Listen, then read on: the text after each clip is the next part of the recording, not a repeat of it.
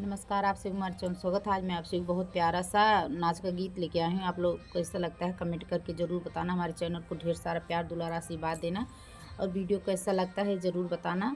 और ज़्यादा से ज़्यादा लोग देखना, हमारा सपोर्ट करना। चैनल को पहली बार देख रहे हैं सब्सक्राइब ज़रूर करना।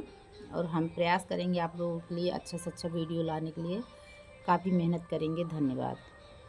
अरे आजमगढ़ में लागल बा बाजार नैना रसिया, आजमगढ़ में लागल बा बाजार नैना रसिया, आजमगढ़ में लागल बा बाजार नैना रसिया।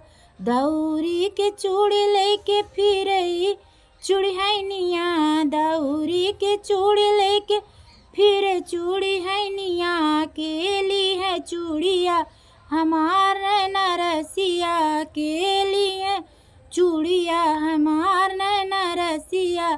चूड़िया तो लिए मोरी सासू बढ़ाई तीन, चूड़िया खरीद हमारी सासू बढ़ाई तीन। नन दो छिनरिया गौने जाए नरसिया, यार नन दो छिनरिया गौने जाए नरसिया।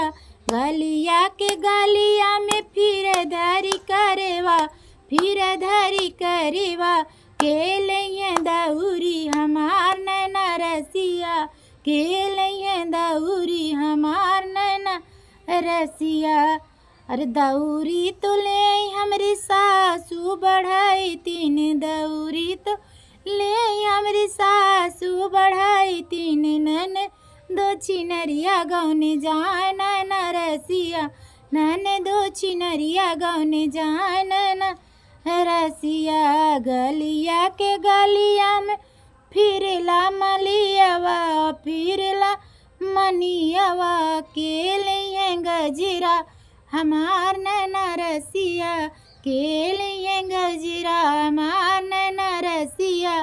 गजरा तो ले हमारी सासू बढ़ाई तीन, नन दो छिनरिया गौने जाए नैना रसिया, यार नन दी छिनरिया गौने जाए नैना रसिया।